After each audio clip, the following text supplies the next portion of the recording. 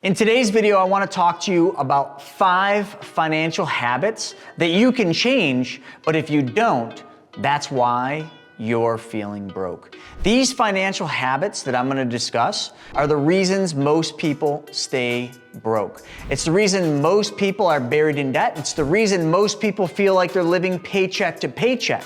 They are not what you think, but we absolutely can change them, and most people need to change them. So let's dive in.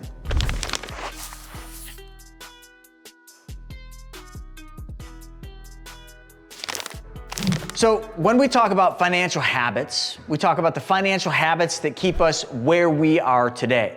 The financial habits that don't allow us to get to that next level, that don't allow us to get to that abundance that we want.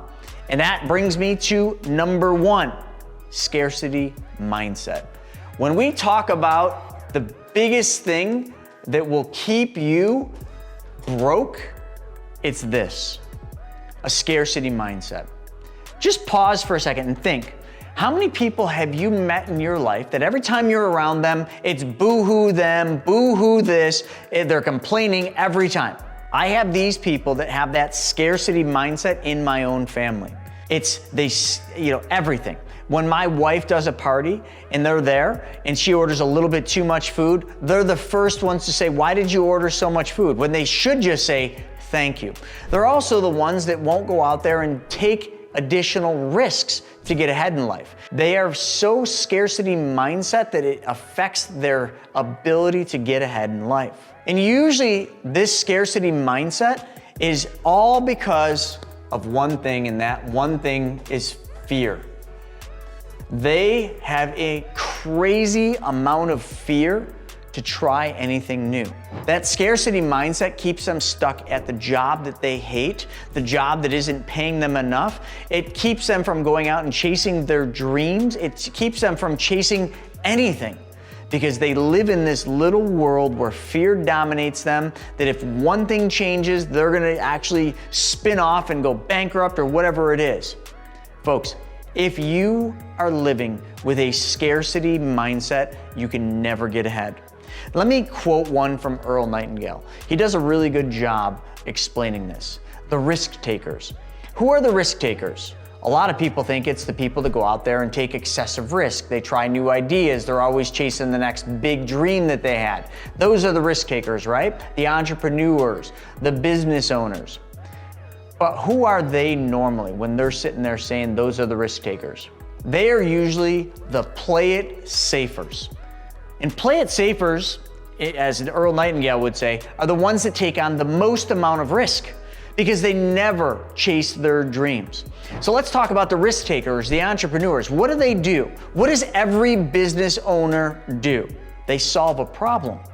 They solve a problem for the play it safers because the play it safers are the majority. There's like the 95 versus the 5. 95% of everybody you'll come across in your life are the play it safers. But the play it safers are always looking for the one thing that will solve a problem for them, and who develops the solution to their problem? The risk taker, the 5%er. The risk taker is the one solving the problem for the play it safers, so the risk taker is actually the one taking the least amount of risk because simply by the mathematics of what I just said, they are solving, the 5% are solving a big problem for the 95%. And I think you can do the math behind that. And this sums up this financial habit. Scarcity leads to fear, which leads to play it safe. Now, I'm not saying go out there and just run it all and risk it all, but if you stay in this scarcity mindset, you can't get ahead. So if it's scarcity mindset that holds you back, what pushes you forward? Abundance. An abundance mindset. An abundance mindset is something like Elon Musk. Elon Musk is always pushing it forward because he's always abundant in his thinking. Now, a lot of people look at Elon Musk and like, yeah, well, Elon Musk has got more money than anybody. And Elon Musk sold this company way back when he was young and had this. Yeah, but he took a ton of risk. And when he took risks, He certainly failed, just like everyone else that goes out there and chases their dream. And let me ask all of you a question. When do you learn the most? Do you learn the most when you play it safe?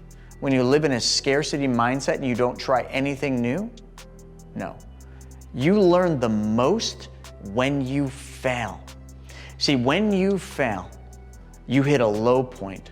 Been there many times. And when you're in that low point, you learn how never to go there again.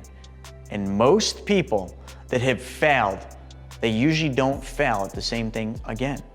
Because we learn the way out, we learn the path through. Hard is the way, folks. Because easy is the way to fail. If you chase everything in life that is easy, you will always stay where you're at. Which means your life, I don't mean to say this, will be a failure. You see, when you have an abundance mindset, when you go out there and take the risks to chase your dreams, you live in a place of abundance. And eventually you get to a place where your competition is your allies. They are no longer your competition. Matter of fact, the only time that competition is a problem is when you are not creating. When you're not going out and creating, which means you are drifting back to the play it safe scarcity mindset. So the next financial habit that really is one of my favorite to talk about, and also one of the most important for you to understand, is lazy money. That's right. The money that you go out there and that you earn, where does it go? The majority of the people, especially scarcity mindset, play it safers, that money sits in a bank account because it gives them a sense of safety. When they've got a bunch of money in the bank, they've got their emergency fund, the reserve account, they absolutely feel safe. So that money just sits there, which means it's not earning for that person. Now let me explain a very important concept, one that you can change very easily, and that is your money that you save working for you. Now, some people get this confused. They put money in a bank, a CD, a money market, they put it somewhere and that money's working for them. But then when they take the money out of where it was, that money stops working for them. Now, what if, I'm just gonna pose a what if. What if that money could work for you 24/7, whether it was in the account or being used for something else to make more money? Wouldn't that be cool? Put a pin in that. Let's talk about more lazy money. This lazy money drives me crazy. When you look at Americans and you look at where middle class, all their wealth is, if you really looked at it, it's in their house. It's the equity in their house, the money buried in their rafters. Let's think about it this way. Your house and all the equity in your house, is that helping you get ahead? Is it paying your bills? Is it paying your car payment?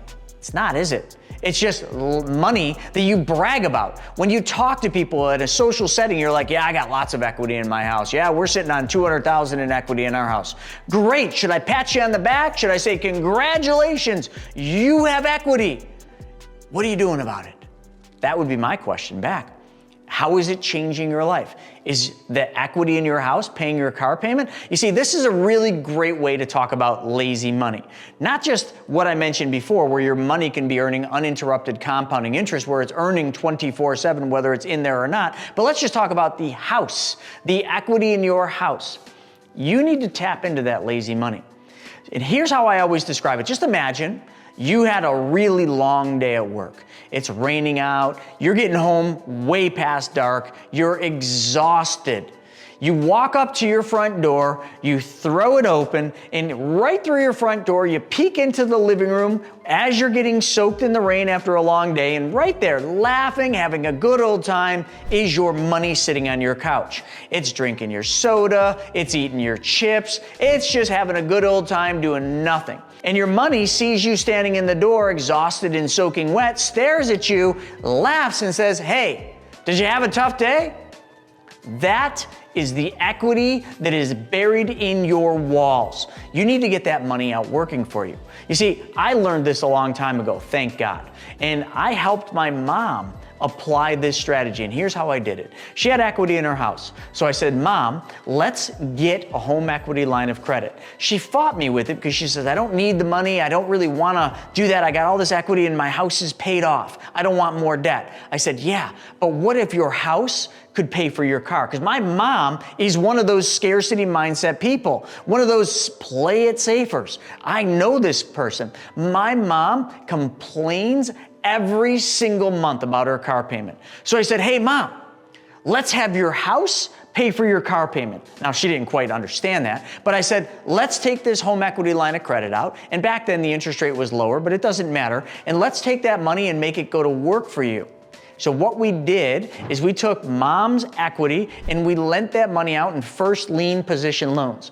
Matter of fact, she lent it to my real estate company, and I made monthly payments back to her. Those monthly payments and the interest that we charged our company was enough so that my mom could make the payment back to the HELOC, but also just enough where the spread, the arbitrage, if you will, was enough to pay her for her car payment. So effectively, her lazy money that was sitting in the equity of her house now pays for her car payment. That is how you start to get ahead. That is how you apply these financial habits and you change them so that they get you further. They get you to the place where you want to be. Every one of you watching this video right now wants their house to pay their car payment. So take the necessary steps. And the way to do that isn't very difficult like it used to be. Go to the bank or the credit union or wherever, get a home equity line of credit. Then go on privatemoneyclub.com and look for a deal that you know, like, and understand. Look for a first lien position deal so that you're safe. Look for a good borrower that's got strong personal financials and business financials. And then when you feel comfortable and you know, like, and understand the deal that you're lending on, lend your money from your HELOC on that deal. But do it at a rate that's high enough so that the spread makes a payment for you. And I don't care what payment, your mortgage payment, your car payment, your student loan payment, whatever, you pick. But let's get our lazy money sitting in banks, in equity in our house, working for us at a higher rate. Now let's move on to number 3. And I like to call this going in debt. No one wants to be in debt. Matter of fact, we need to get out of debt. However, we need to determine good debt from bad debt. That's a really important thing. And the financial habit that we're going to talk about is only focused on good debt. You see, the bad debt, I've done enough videos. Matter of fact, let's pause right here. What I'd like you to do is subscribe to this channel. Hit that subscribe button right there. And when you're done clicking that, there's a little bell up top. What I want you to do is I want you to smash that bell so you're notified every single time I put up a new video, because I put a lot of videos up on how you can eliminate bad debt. Anyway, let's get back to the regular scheduled program. Debts. Good debts. What are good debts? Well, I would say buying a rental, taking out a mortgage on a rental property. That could potentially be good debt, because the amount of debt you take out buys an income producing property. And the income that that property makes is enough to support the debt, but also enough to allow you to save more money or go out there and make more money on that lazy money.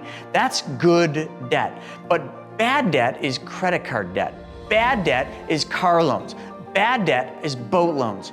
Good debt is any debt that you use that produces a positive cash flow into your family. So go out there and learn the difference between bad debt. And if you have bad debt, watch my other videos on how to turn that debt into savings, how to build wealth through your debts and expenses. But also get really good at understanding what good debt could be. And good debt is very simple. Remember Mom's story about her home equity line of credit? That home equity line of credit, that was a debt. But it was a good debt because it allowed her to earn a passive income that then paid for her car. Making sense? So number 3 is going into good debt. And just remember, good debt is any debt that produces a cash flow for you, positive cash flow. So let's move on to number 4, your income. This is a good one, right? Your income.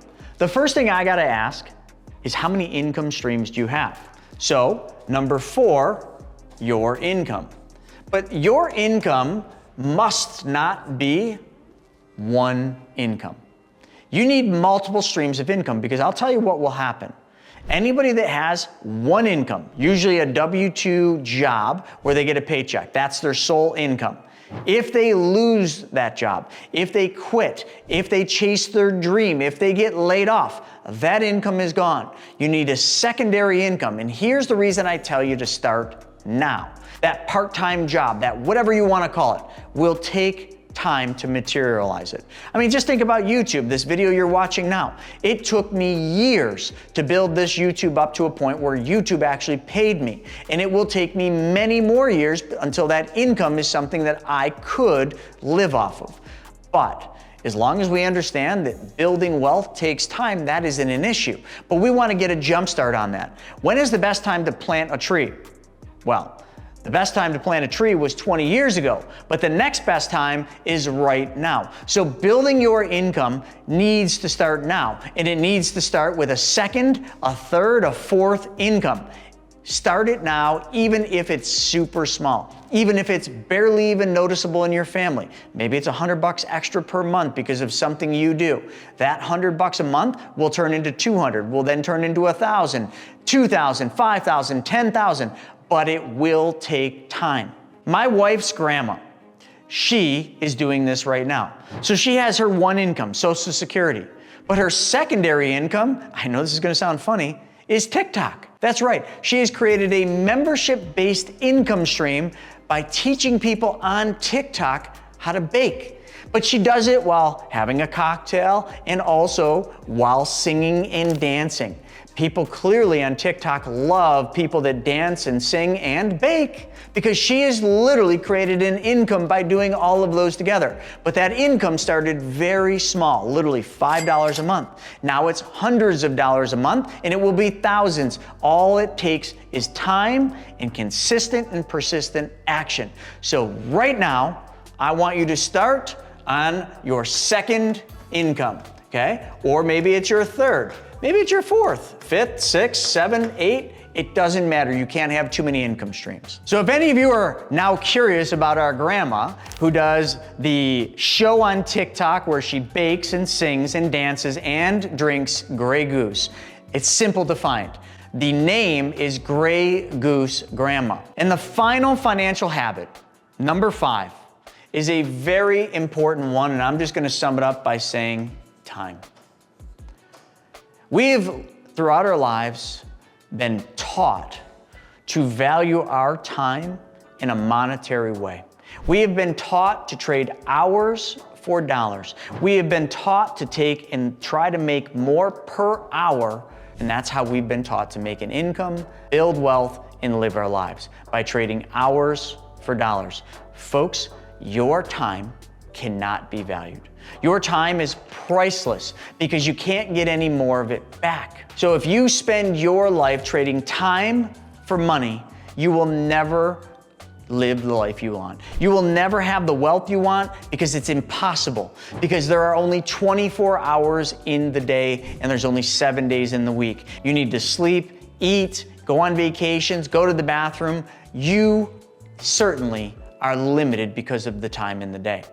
Which is why I go back up to what I mentioned earlier about lazy money and making your money work for you. You see, your money has no restrictions of time. Your money can work 24/7, never takes vacations, never, ever, ever needs to eat or do anything that we do. So folks, the most important thing and the most important financial habit to get used to is valuing your time. Your time should be spent chasing your dreams, spent spending time with your family, spent going out there and doing the things and building the things that you dream about. But if you just continue to keep trading hours for dollars, that will always land you in the same place, and that is a place of frustration and scarcity mindset, which always includes fear. So folks, let's just hit these 5 topics. Number 1, scarcity mindset.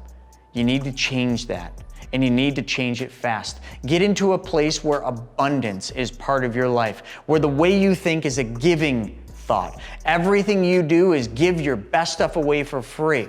Too many people, scarcity mindset people, they want to get paid for everything. But I'll give you a very simple thing that you probably already know. The more you give, the more you get. So give more, and that only comes from a place of abundance. Number 2, get your lazy money working for you. Go out there. If you got equity in your house, get a home equity line of credit. Learn how to lend that money as a private lender on privatemoneyclub.com. Find a way to make your money work for you 24/7 by changing where your money starts first.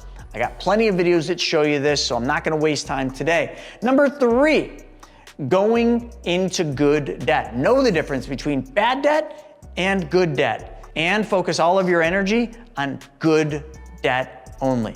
Good debt that produces cash flow for you.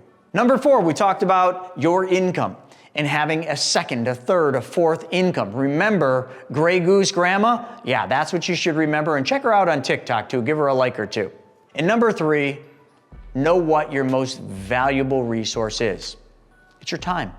So learn how to make your money work for you instead of you working for money. With that being said, folks, all of this, if you apply and change your financial habits to reflect these 5, your life will look very different and your financial future will be a lot brighter than it is today.